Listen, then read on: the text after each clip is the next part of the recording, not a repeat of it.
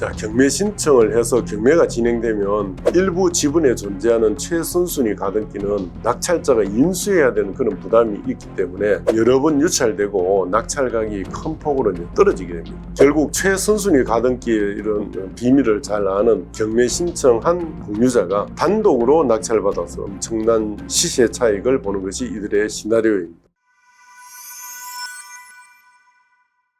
안녕하세요. 법무법인효연 대표 변호사 김재훈입니다. 이번 시간에는 공유지분 가등기 수법의 경종을 울린 대법원 판례를 소개하는 시간을 가지도록 하겠습니다. 최근 경공매 재테크에 올인하는 경매 참여자들은 상당히 증가합니다. 근데 상대적으로 괜찮은 어떤 경매 물건은 적기 때문에 경쟁은 더욱더 치열해지겠죠. 그래서 경매나 공매로 이제 수익 내기가 더욱 힘들어졌습니다. 그러다 보니까 고의적으로 경매 시장의 질서를 흩뜨려서 차익을 실현하려는 그런 세력들이 생겨나고 있습니다. 즉 이제 경매 절차에서 가장 유치권자, 가짜 유치권자를 만들거나 가장 임차인을 만들거나 가장 선순위 권리자를 만드는 소위 가짜 권리를 내세워서 낙찰 가격을 이제 떨어뜨려서 저가로 매수하려는 꾼들이 나서서 경매 시장을 혼탁하게 하는 사례들이 많이 생기고 있습니다. 근래에 경매시장 질서를 흩뜨리는 사례를 하나 들게 되면 공유물 분할 경매 제도와 지분 가등기 제도를 이용하는 수법인 공유 지분 가등기 수법이라는 게 있습니다. 이제 필자도 이제 소송이나 이제 상담 과정에서 여러 차례 경험한 일이 있기 때문에 이에 대해서 알아보도록 하겠습니다. 우선 여러 명이 지분으로 공유하는 이 공유물에 주목해서 매매나 경매나 공매 등으로 전체 공유 지분 중 일부만 취득합니다. 다음으로 공유물 분할 소송을 제기하는데 이때 공유물 분할은 현물 분할이 아니라 경매로 팔아서 돈으로 배당하는 이제 대금 분할, 경매 분할 또는 가액 분할이라고 하는데 이런 제도를 이용합니다. 그런데 이렇게 경매 분할 판결을 받은 후에 분할을 위한 경매를 신청하기 전에 일부 지분에 대해서 타인과 매매 예약을 한 것처럼 꾸며서 최선순위 가등기를 설정합니다. 이 최선순위 가등기를 아예 공유물 분할 소송 재개하기 전이나 아예 소송 중에도 이렇게 설정해 두는 경우도 있습니다. 여기서 이제 최선순위 가등기는 담보 목적 가등기가 아니고 나중에 소유권을 넘겨갈 권리까지 유보하는 소유권 이전 가등기입니다. 자, 경매 신청을 해서 경매가 진행되면 일부 지분에 존재하는 최선순위 가등기는 낙찰자가 인수해야 되는 그런 부담이 있기 때문에 여러 번 유찰되고 낙찰 가격이 큰 폭으로 이제 떨어지게 됩니다. 결국 최선순위 가등기의 이런 비밀을 잘 아는 경매 신청한 공유자가 단독으로 낙찰받아서 엄청난 시세 차익을 보는 것이 이들의 시나리오입니다. 이 공유지분 가등기 수법을 요약을 하면 첫째, 공유지분 중 일부를 경공유로 매수한다. 둘째, 최선순위 가등기를 설정한다. 셋째, 공유물 분할, 경매 분할 소송을 제기한다. 넷째, 경매 분할 판결을 받아서 경매 신청을 한다. 다섯째, 가등기 인수 위험 때문에 이제 이게 수차례 유찰이 된다. 여섯 번째, 단독으로 헐값에 낙찰을 받는 그런 시나리오입니다. 참 의의가 없죠. 이런 수법은 경매 시장 질서를 흩뜨리는 범죄 행위라 할 수 있습니다. 그런데 이러한 사기 수법을 방지하거나 무력화시킬 방법이 없을까요?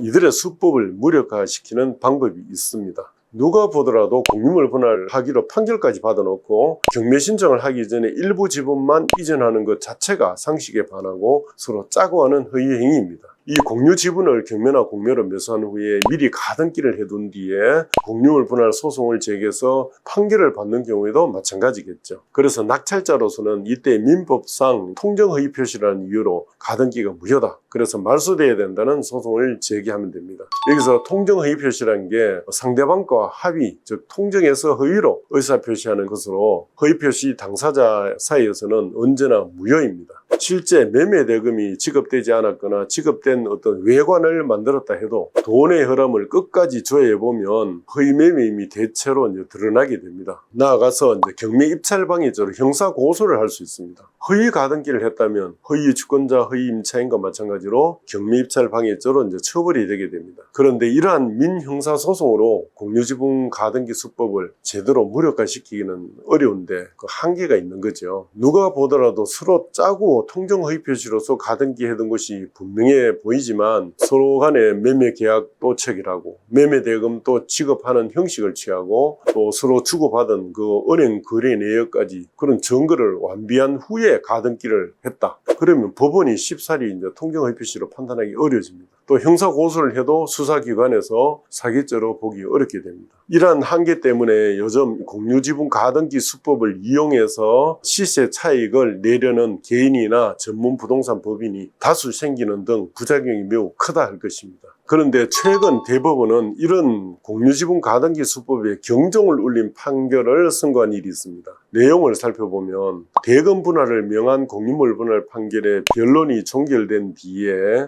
특히 또 변론 없이 판결한 경우는 판결이 선고된 뒤입니다. 그때 이제 해당 공유 지분에 관해서 소유권 이전 청구권에 가등기가 맞춰진 경우 대금 분할 명한 공유물 분할 확정 판결의 효력은 변론 종결 후의 승기인에 해당되는 가등기권자에게 미치기 때문에 특별한 사정이 없는 한 그 가등기상 권리는 매수인이 매각대금을 완납함으로써 소멸한다 하는 그런 이유로 경매 절차의 매수인이 소유권에 기한 방해배제 청구권 행사의 일환으로 가등기권자를 상대로 가등기의 말소를 구할 수 있다라고 판결했습니다. 이 대법원의 구체적인 사례를 살펴보면 대금 분할을 명한 공유물 분할 판결이 무변론으로 이제 선고된 뒤에 공유물 분할 판결의 당사자인 A가 B에게 토지 중 자신의 8분의 2 지분과 건물 중에서 자신의 3분의 1 지분에 대해서 가등기를 맞춰준 다음에 그 공유물 분할 판결 당사자인 A가 공유물 분할을 위한 경매를 신청해서 진행된 경매 절차에서 토지와 건물에 관한 이제 최고가 매수 신고인에 대한 매각 허가 결정이 확정되고 매각 대금이 완납된 그런 사안에서 최고가 매수인이 매각 대금을 완납함으로써 B의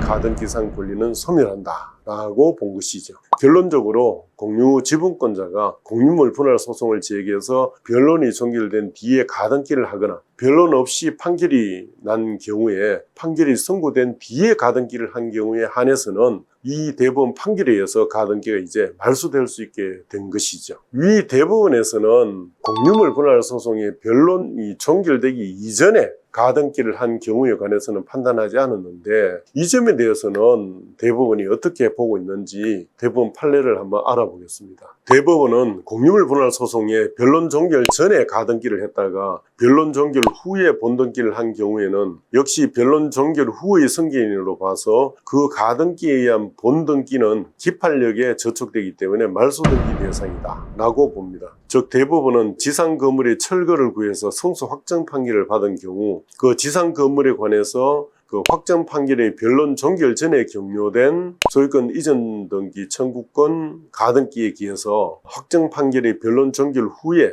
소유권 이전 등기를 격려한 자가 있다면 그는 변론 종결 후의 승계인이라 할 것이어서 위 확정 판결의 판력이 미친다라고 이제 판결했습니다. 위 대법원 판례에 의하면 변론 종결 전에 가등기한 경우에도 변론 종결 후에 본등기를 하게 된다면 변론 종결 후의 승계인으로 봐서 본등기를 말소할 수 있다는 결론이 됩니다. 그럼 여기서 변론 종결 전에 가등기를 한 사람이 변론 종결 후에 본등기를 하지 않고 가등기 상태를 그대로 끝까지 유지하고 있는 경우에는 그러면 그 가등기를 말소할 수 있는지 의문이 제기됩니다. 통상 변론 종결 전에 의도를 가지고 가등기를 한 자가 있다면 변론 종결 후에 본등기하면 말소되니까 본등기하지 않고 계속 가등기 상태로 두면서 낙찰자에게 최선순위 가등기 부담을 인수시켜서 낙찰가를 떨어뜨려서 자신이 헐값으로 낙찰을 받으려고 하거나 낙찰자로부터 상당한 합의금을 챙기려고 시도하겠죠. 그런데 위 대법원 판례의 취지에다가 보태가지고 가등기는 본등기의 순위 보전적 효력밖에 없어서 가등기 자체로는 큰 의미가 없고